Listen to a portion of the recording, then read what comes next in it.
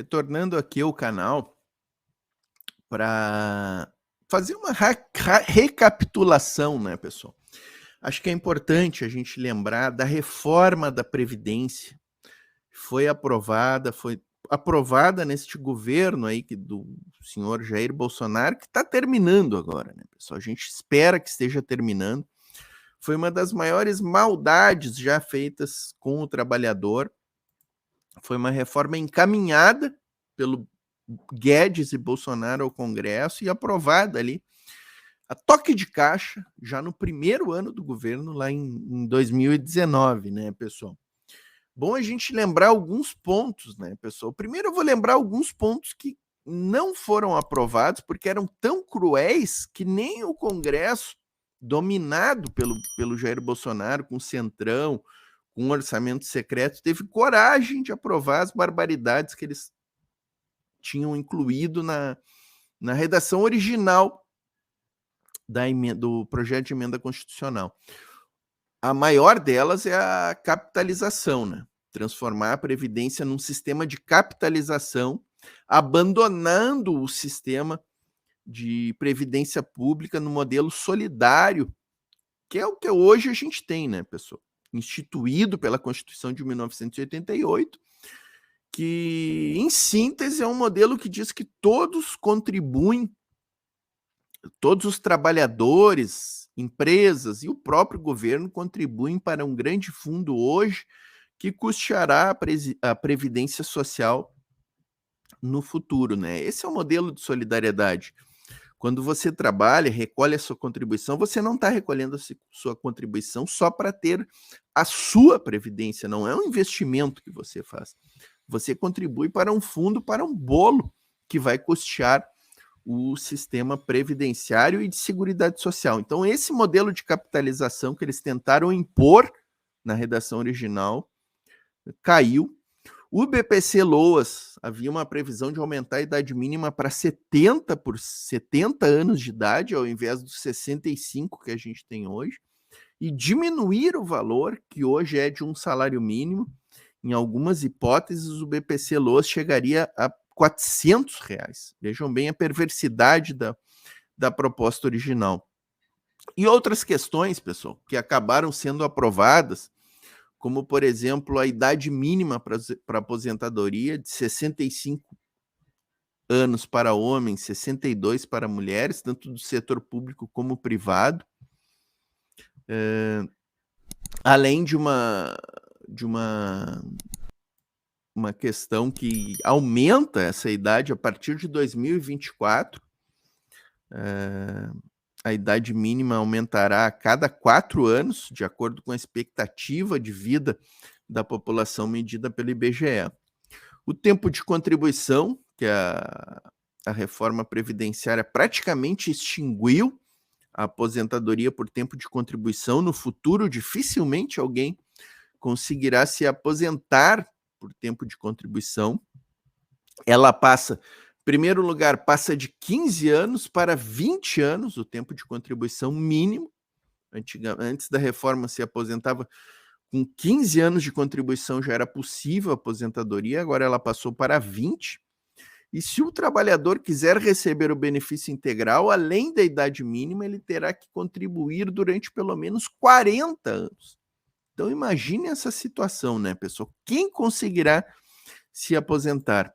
A média salarial, que antes da reforma considerava 80% apenas do plano de contribuições, os mais altos, os 80% mais altos, ou seja, descartava os 20% de contribuição mais baixas do período contributivo, que resultava numa aposentadoria, num benefício previdenciário mais justo.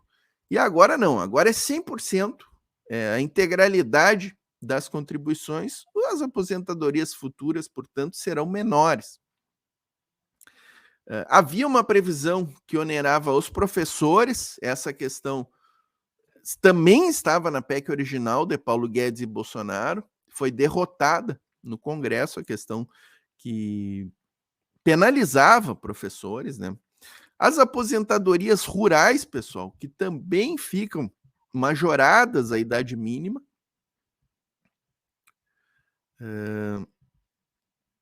A PEC, a emenda constitucional aí da reforma está prevendo 20 anos de contribuição para a aposentadoria rural e a idade mínima de 60 homens para homens e mulheres se aposentarem no campo. Não há nem diferença entre homens e mulheres. E a contribuição das famílias, do grupo familiar, tem que ser no mínimo R$600 ao ano, mesmo se não produzirem e não venderem nada nesse período. Ou seja, torna obrigatória a contribuição, independente da situação do grupo familiar. Antes da reforma, a idade mínima era de 55 anos para mulheres e 60 para homens, e a comprovação de apenas 15 anos de atividade rural. Essa comprovação podia se dar com documentos, né? Aquela questão do início de prova material, e se dispensava, inclusive, a contribuição em vários casos.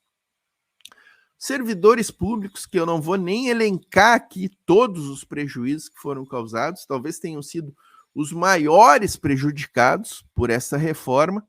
A questão da pensão por morte e do acúmulo de benefícios, né, pessoal? A pensão por morte, que antes da reforma era 100%, era de 100%, né, sobre o benefício recebido pelo segurado. Os dependentes ficavam com 100% desse valor, e a reforma da Previdência introduziu 50% da pensão por morte dos cônjuges, né? E no caso de viúvas e viúvos, prevendo aí 10% a mais para cada dependente. Quando um desses dependentes perder a condição, a cota não será repassada aos demais dependentes, ou seja, a regra é 50%. Então veja a perversidade que foi essa reforma, né? Atacando frontalmente direitos dos segurados. E há muitas outras coisas, pessoal. As mulheres também sofreram um prejuízo enorme com essa questão aí da reforma. Enfim, muitas questões foram atacadas. Eu quero fechar esse vídeo, pessoal, trazendo aqui uma entrevista com o Clemente Gans Lúcio, que é um diretor técnico do Diese. Essa foi uma entrevista concedida lá em fevereiro de 2019, quando a PEC ainda tramitava no Congresso, só para a gente lembrar um pouco do clima que a gente teve ali e do que representou efetivamente essa reforma da Previdência na vida dos trabalhadores. Achei que era importante trazer, né, pessoal, nesse contexto eleitoral, para a gente lembrar uma das maiores perversidades feitas por esse desgoverno aí, junto com a reforma trabalhista, a reforma previdenciária, a PEC do teto de gastos, enfim, tanto sofrimento trouxe aí nos últimos anos ao povo brasileiro. Valeu, pessoal. Fiquem aí com essa entrevista, com esse vídeo aí, com essa entrevista do Clemente Gans. Clemente, quem que vai perder e quem que vai ganhar com essa reforma da Previdência? Bom, perdem todos aqueles que são os beneficiários da Previdência Social. O governo se propõe a fazer com esse projeto uma economia de mais de R$1 trilhão. E ao fazer uma economia desse tamanho, não é possível que ele continue pagando os mesmos benefícios nem para todas as pessoas. O governo faz uma proposta para que o tempo de contribuição cresça, o cálculo do valor da aposentadoria é alterado e esse cálculo vai reduzir o valor da aposentadoria. A transferência de pensões vai ficar dificultada e o valor, inclusive, vai ser revisto. E há um conjunto de outras mudanças que alteram a composição entre a seguridade, aquilo que o Estado paga como assistência social, e o valor da aposentadoria. Portanto, são todos os trabalhadores afetados. Os aposentados atualmente serão afetados os trabalhadores que estão na ativas porque vão se aposentar com uma dificuldade maior, e os jovens que ainda nem entraram no mercado de trabalho já entrarão em uma nova regra e, portanto, também serão afetados. Todos são afetados e o impacto, inclusive, é maior, por exemplo, sobre as mulheres, que terão uma transição mais acentuada e que terão, provavelmente, condições mais adversas para se aposentar daqui para frente. Ou seja, é uma reforma de retirada de direitos aos trabalhadores. Exatamente. Não há como o governo se propor a fazer esta economia sem reduzir o direito. A aposentadoria é composta da arrecadação de quem contribui e o governo devolve pagando a aposentadoria de quem está aposentado hoje. Nós que estamos trabalhando, pagamos a previdência, pagamos a contribuição, o empresário paga a sua parte, o Estado recolhe e paga a aposentadoria de quem está aposentado. O governo está dizendo, eu vou economizar. Não está dizendo que vai aumentar a cobrança, vai melhorar a cobrança, vai cobrar devedores, vai diminuir a desoneração, vai atacar aqueles que fraudam a Previdência Social. Ele está dizendo, eu vou economizar. Se eu vou economizar, eu vou pagar menos para quem recebe os benefícios da Previdência. Então, perderão aqueles que recebem benefícios da Previdência hoje e que receberão no futuro. Clemente, a gente mencionou quem vai perder com toda essa história e quem é que vai ganhar. Olha, eu acho que somos todos perdedores, perde o país. Talvez quem ganhe se esse sistema de capitalização for implantado, porque o projeto não regulamenta a implantação, diz que é possível ter um sistema de capitalização, ganharão os bancos, ganhará o sistema financeiro, que receberá, como o Remígio disse aqui na própria entrevista, o depósito de todos os trabalhadores, atuará com esse recurso depositado na conta do banco para fazer os negócios do banco e promete entregar um dia uma proteção previdenciária. Os chilenos esperavam receber 100, como bem disse o Remígio, começaram a receber 38, muito aquém daquilo que eles imaginavam que iriam receber com o depósito mensal que fizeram durante 30 anos. E foi um sistema que não deu certo, né? Esse sistema de capitalização no Chile e também em outros países da América do Sul. O que levaria a crer que isso poderia dar certo aqui no Brasil? Olha, os estudos internacionais, especialmente da Organização Internacional do Trabalho e de outros, do próprio FMI, outros estudos, Banco Mundial, mostram que sistemas puros de capitalização, que foi o que o Chile fez, não dão certo. Não dão certo porque não há continuidade na vida laboral, as pessoas ficam desempregadas, têm infortúnios, sofrem acidentes. No caso brasileiro, o mercado informal é quase metade da força de trabalho, ou seja, não há continuidade para aquelas pessoas pouparem o tempo todo aquele valor. Quando elas não conseguem fazer isso e o banco cobra muito caro para administrar esse recurso, o depósito é feito, mas o retorno não é garantido da mesma maneira. Sistemas de repartição, que é esse que o Brasil adota hoje. Quem está no mercado de trabalho contribui para a Previdência e a Previdência paga os aposentados de hoje, ainda é o melhor sistema.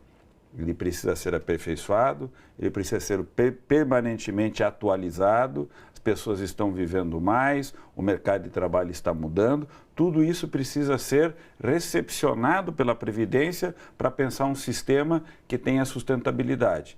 No caso atual, pensar nisso é pensar em novas formas de financiamento, é pensar em um sistema que dê proteção universal a todos, é pensar em um sistema que seja capaz de recepcionar mudanças.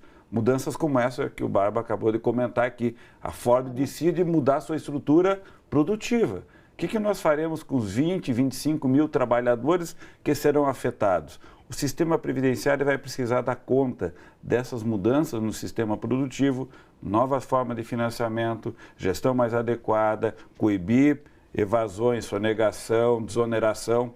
Quanto que a Ford recebeu de desoneração? Que ela não contribuiu para o sistema previdenciário. E agora é simplesmente isso, vou embora. O que faremos nós? Nós temos que achar soluções para esse tipo de iniciativa e não é cortando benefício, mas é reorganizando o sistema de financiamento para que todos tenham a garantia de uma proteção universal. Trabalhadores e trabalhadoras a uma determinada idade da vida terão uma proteção garantida pelo Estado. Construir esse sistema é fazer uma reforma para uma nova previdência. Fazer o que o governo está fazendo, na verdade, é regredir na proteção social aos trabalhadores. E muito. Clemente, obrigado pela sua participação hoje no seu jornal.